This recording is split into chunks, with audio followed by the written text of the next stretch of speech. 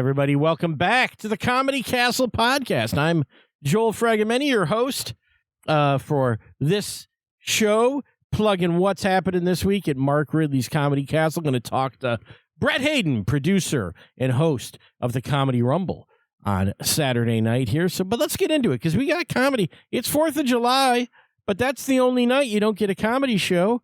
You get comedy the rest of the week. Yes, you do. And here's what it is. Starting on Tuesday night, the first night of July 1, the 101 Comedy Class Showcase is at 7:30 p.m. So that's the beginners. That's Bill Bichart's beginner comedy class. They're all going to make you laugh at 7:30 p.m. on Tuesday the 1st. It's always fun to see people on stage for the first time, most of them. Some of them are a little more established comedians, but usually beginners up there having the time of their lives. Maybe they flame out, but you know what? That's fun too. And the audience is so nice. They know it. They know it's a beginner comedy class. They get it. And they're nice.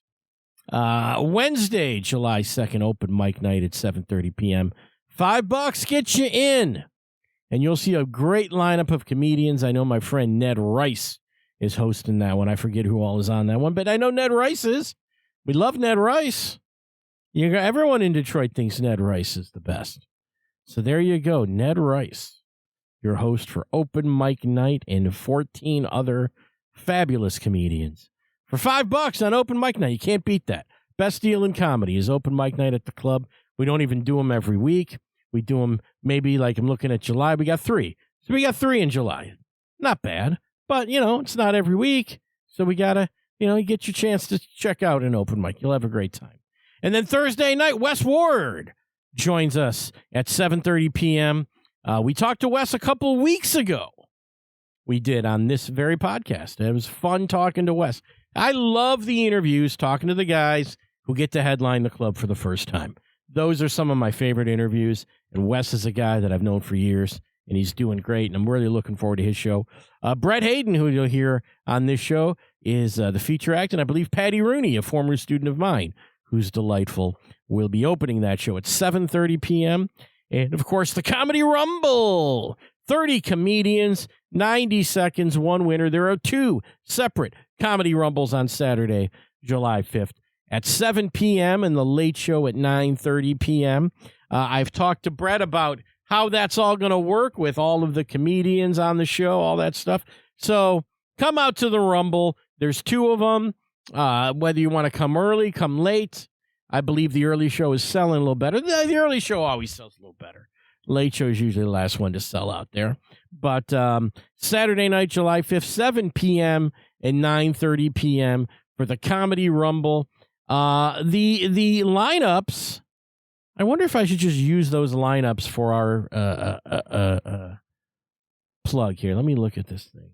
Can I use this on Instagram? Yeah, maybe. I don't know. It's because I got the whole lineup of 60 people, and I want you guys to see who's all on that. So maybe I'll drop that on comedycastlepodcast.com or on our Instagram.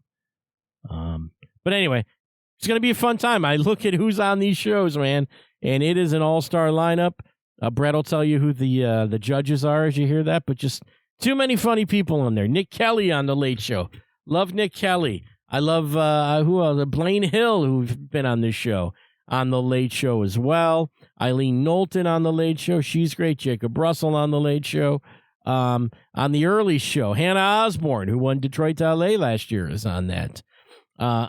Nick Pizzuti, who's one of the funniest dudes around, is on The Early Show at 7 p.m. Ann Duke, the great Ann Duke, who joined me last week on my Advanced Comedy Class Showcase and did a great job as always. So many good people are going to be on that Early Show and that Late Show. The lineups are terrific, and you get to come out and watch 30 comedians compete for the win for the judges.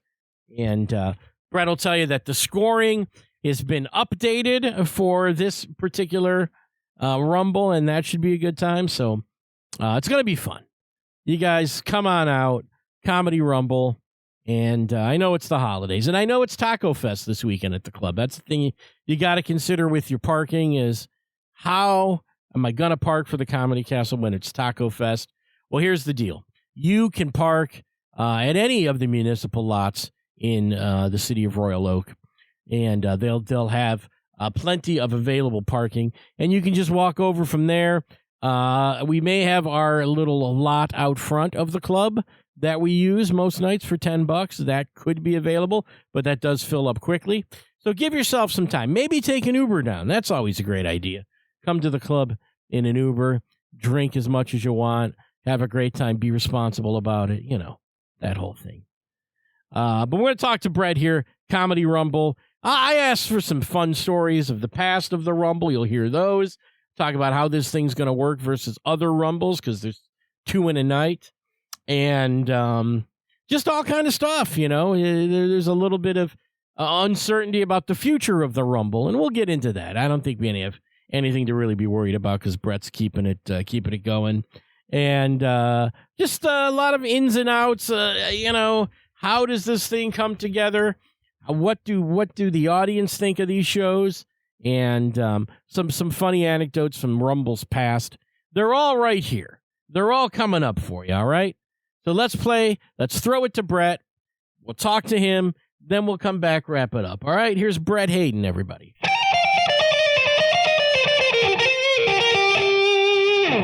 Ladies and gentlemen, on the other end of my line, we're speaking to the man who has turned his Comedy Rumble into an empire.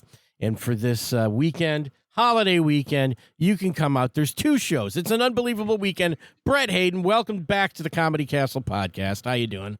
I'm doing all right, man. Thanks for having me. Well, double Rumble. Come on, baby.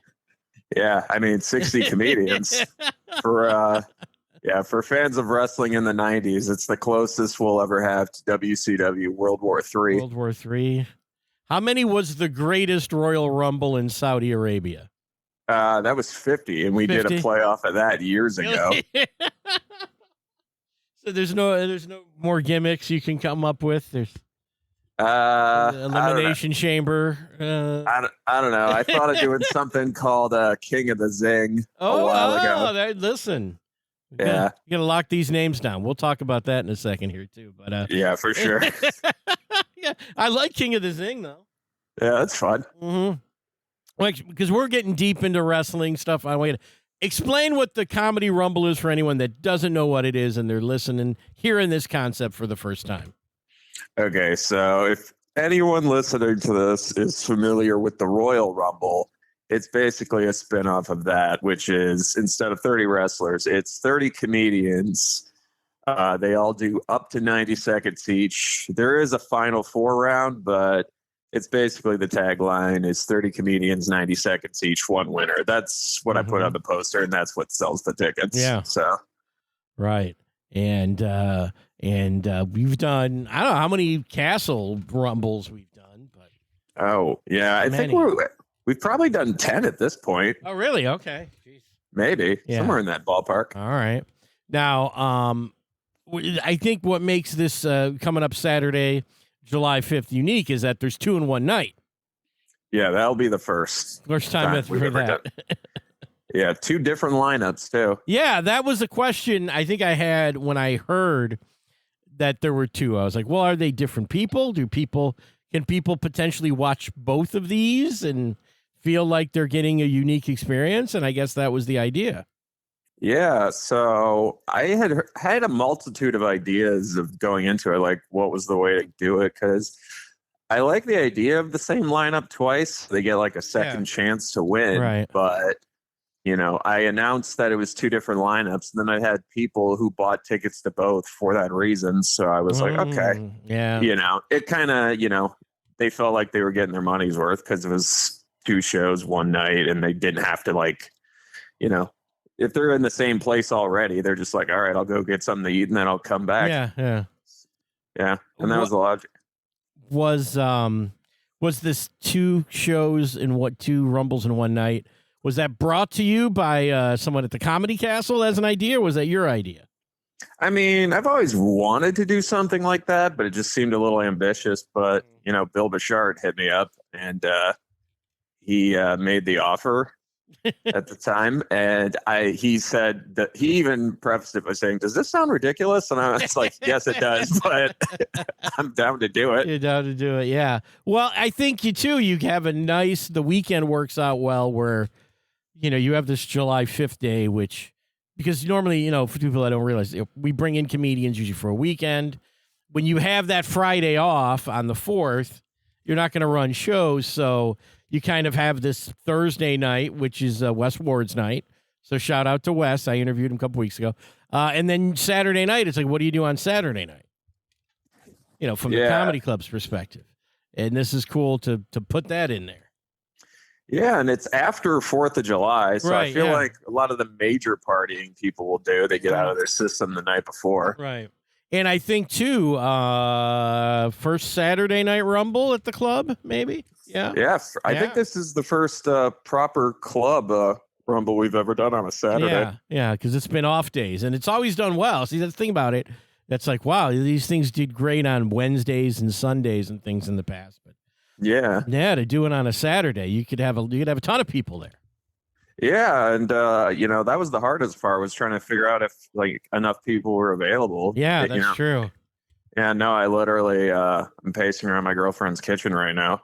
I we had a pot of coffee on the burner, and it was she made some real fancy coffee, and I was just drinking coffee like a monster, just reaching out to people, and we did it, but it was like an all day thing. Yeah, and then is it a thing where you got comics? I know in the past there's been comics that are sort of there, the fill-in people ready to take a spot should one open up.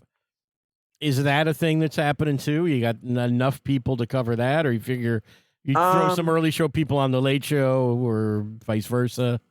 I think I usually wait a couple days prior to the show, because usually, it's Monday today, the show's Saturday. Usually if people can't make it or something comes up, this is the time I start finding it out. So I've got messages from people saying, if anyone drops, if anyone drops, I'm there. So I just kind of make a note of those people and then just hit them up right away. Well, it should be a fun night, man. 2 shows. And I think the other question, just in this sort of mechanical, because this, I like putting shows together, and I'm always interested in how people do it.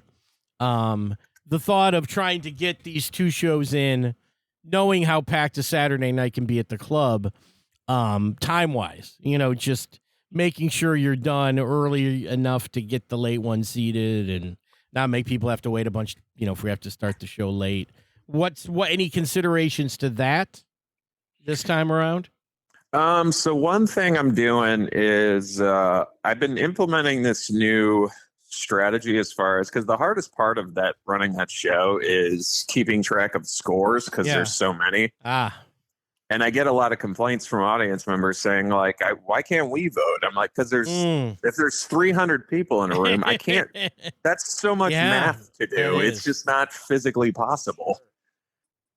But we started doing this thing where I sit in the middle between judges, and they just have whiteboards. So after each comic, they tally their score, and then I can just do quick math as I go. Instant and then scoring, Yeah, and then that cuts out, a good 5-10 minutes of the show, which is, I used to have a guy go do a set so I could do the quick math backstage, but this is even faster. So, we can keep the show hopefully around the 75, 80-minute mark. There you go. Well, that's terrific. I think that is a thing that could happen. But I remember being I remember coming backstage more than once to Comedy Castle.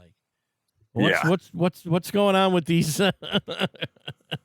We've been sitting around for a while. Oh, we're I can just remember the face of Louis Michael staring back at me like, leave us the fuck alone, Joel. We're working.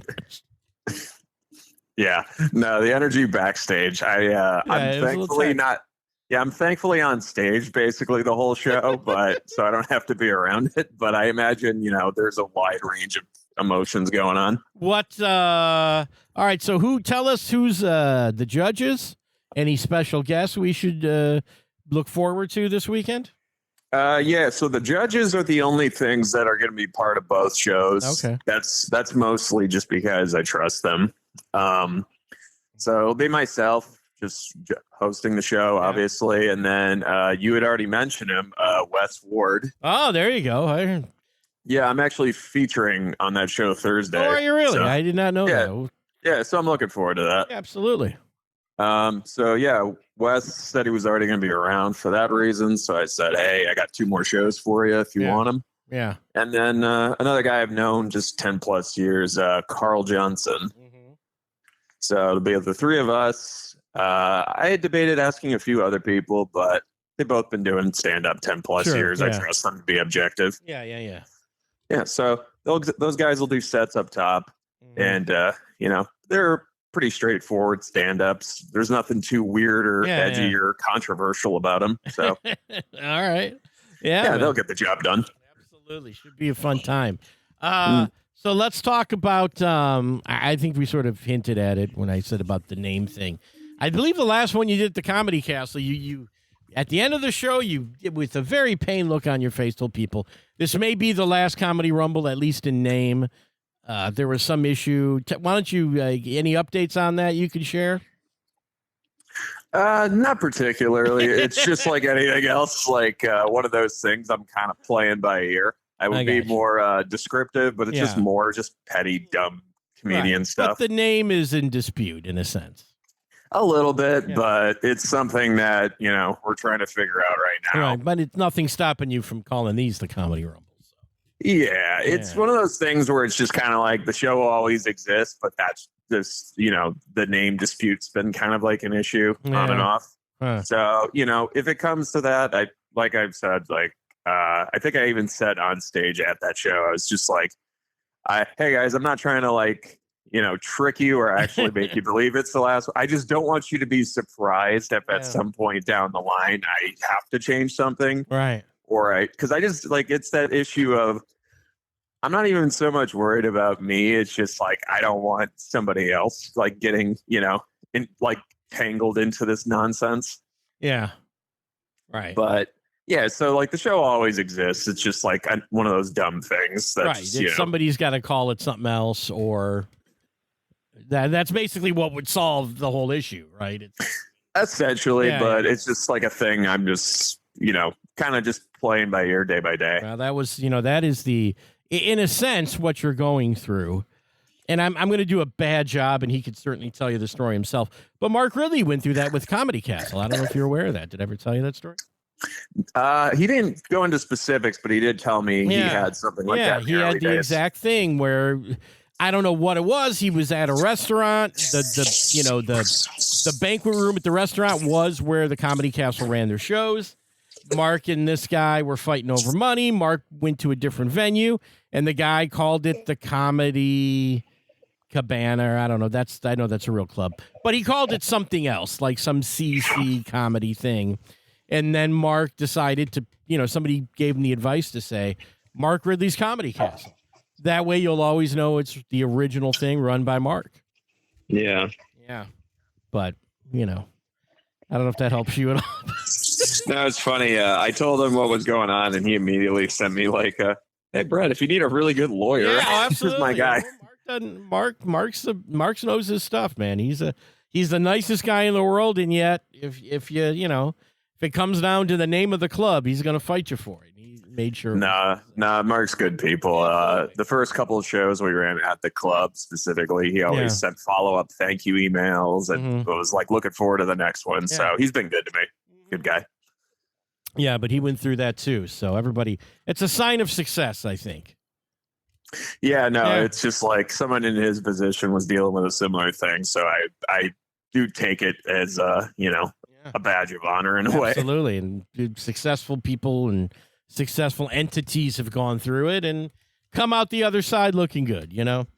All right. So let's tell us how about some memories, really fun Rumble moments, whether they happened at our club or anywhere else.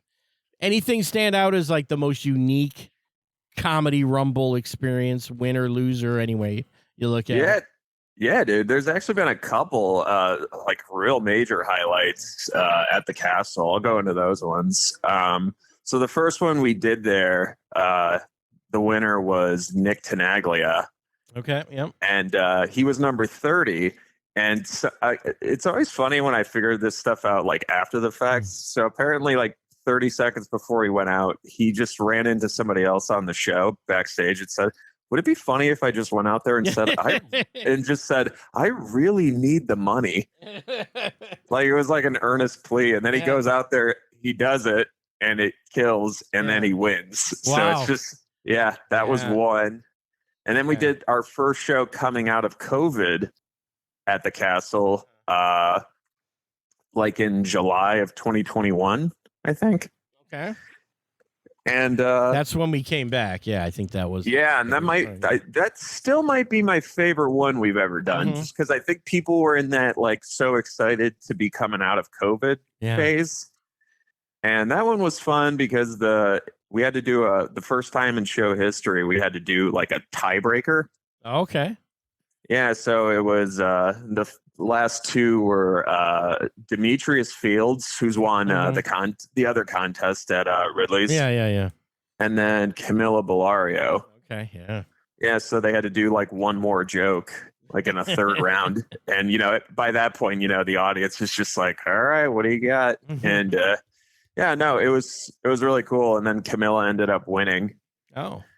So that was cool. And then this one isn't really a highlight, but it just makes me laugh. So we had a show there.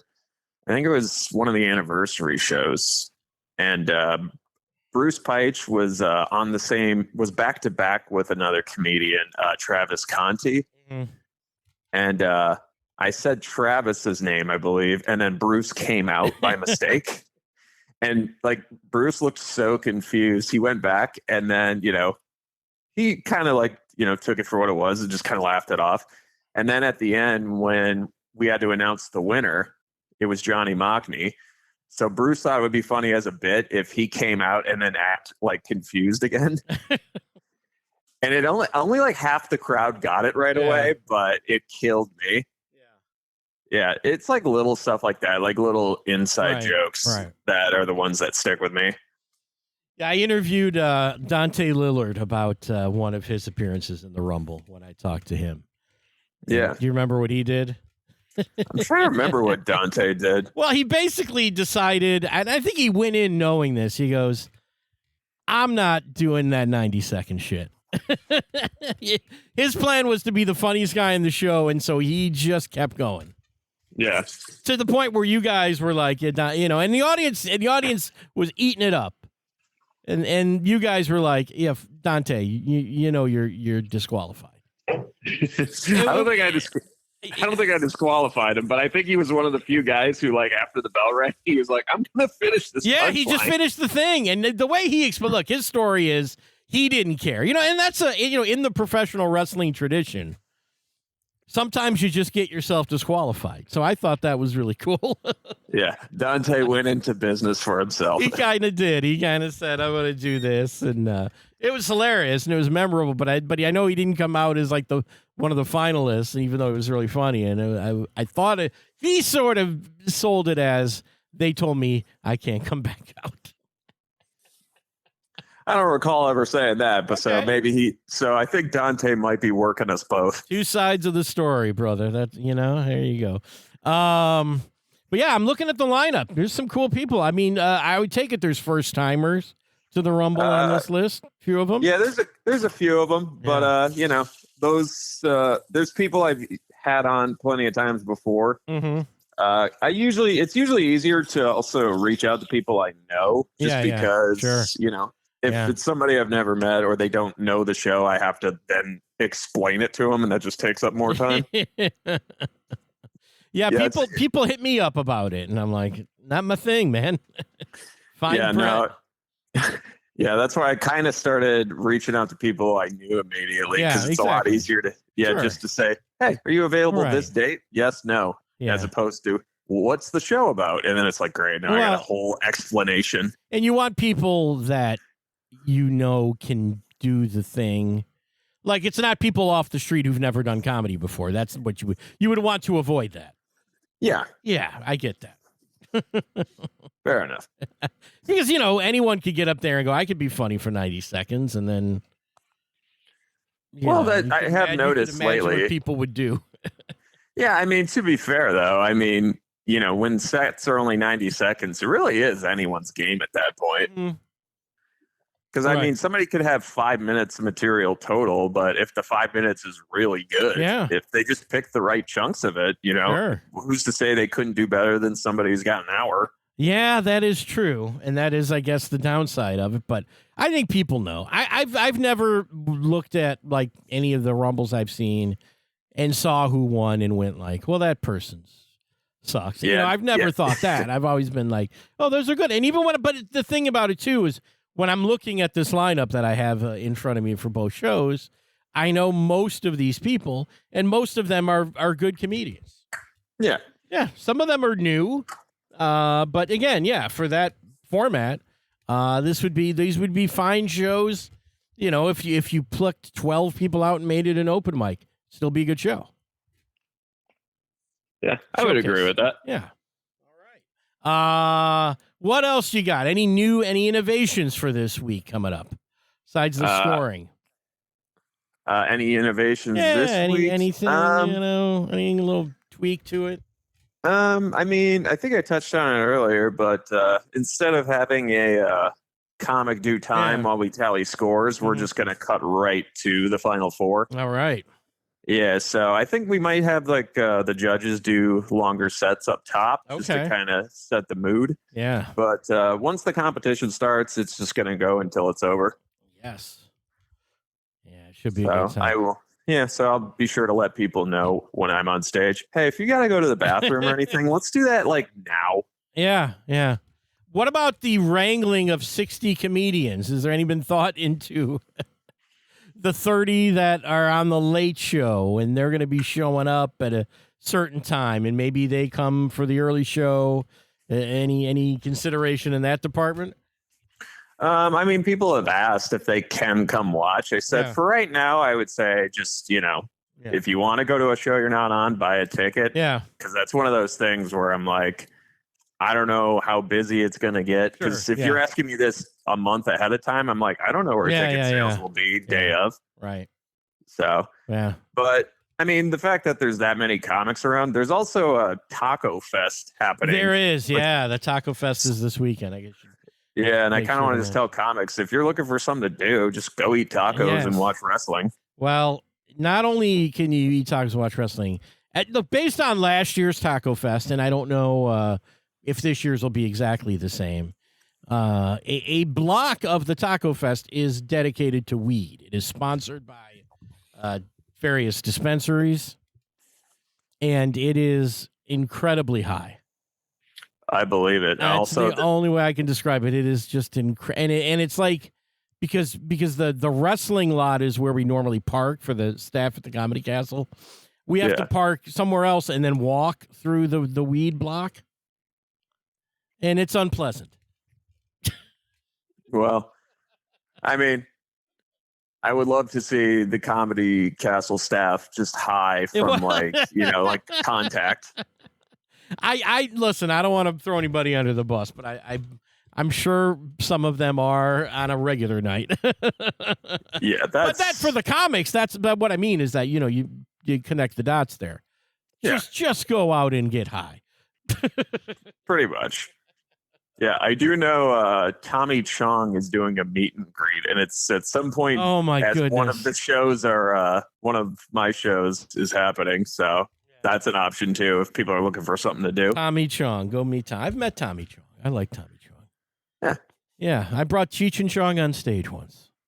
There you go. How's that? That's something. Yeah. That's something. That's a gig. Yeah.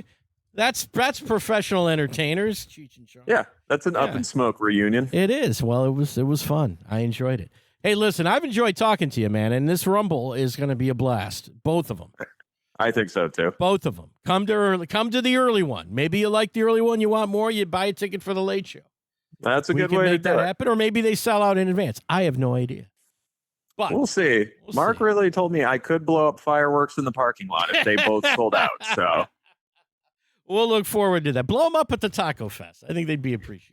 Yes, but he said they both have to sell out. So guys, buy tickets, if anything, so we can set off firecrackers in the parking lot. Those tickets. All right, Brett. I think we've said it all about the Rumble, man. Yeah, I think we don't need to beat a dead horse. If they're not sold, then they'll go to Taco Fest instead. Cool. And how's your comedy going? You're out there? Yeah, I've been leaning more into producing stuff lately. With the summer and everything. Tell us about the other show you produce. We'll end on that. Oh yeah, I started running an alternate version of the show called Comedy Gauntlet. So it's half the comedians, just because I'm doing it in smaller venues, like 50, 60 seat spots. Yeah, and just it's easier to do fewer comics in those venues without it being like a problem, but it's fun. So it's 16 comics, it's 4 rounds. All the sets are 90 seconds as well, but it's just kind of, I almost call that show King of the Zing, but then it's just kind of like, if it's, I don't know, king has become like a term I feel like could apply to men or women at this point. Sure, yeah. But, that was an alternate name. But yeah, it's 16 comics. It becomes 8, it becomes 4, it becomes 2, and then it becomes 1. And then the winner at the end of the night gets money.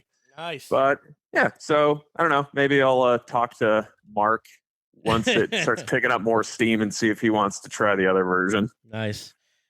Well, listen, dude, I'm looking forward to it. I will be there Saturday night with you, and gonna have a good time. It's always fun to see all the comics in one place, too. As a comic, as when you're friends with these people, it is good to see them. Yeah, it's going to be fun. At the very least, we're going to make it fun. All right, man. Hey, Bret, thanks so much for talking to us here today, and we'll see you Saturday. Yeah, dude. Thanks so much for having me on. No worries, man. Have a good one.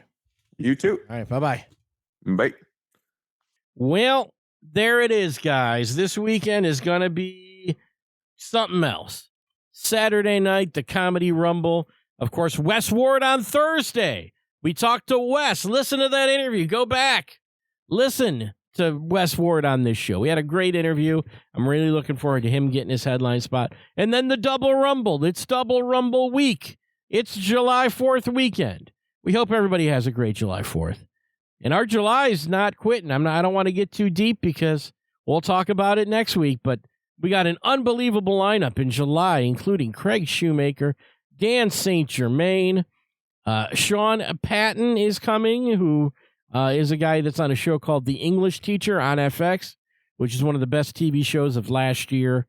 So just some great comics. Great comics. Come on. Get out. Do it. Come to the club. Come to the Rumble. You're not going out of town. You're not going up to the lake. Hang out with us, all right? We'll catch you next time, everybody. Thanks for listening. We'll catch you next week. Bye-bye.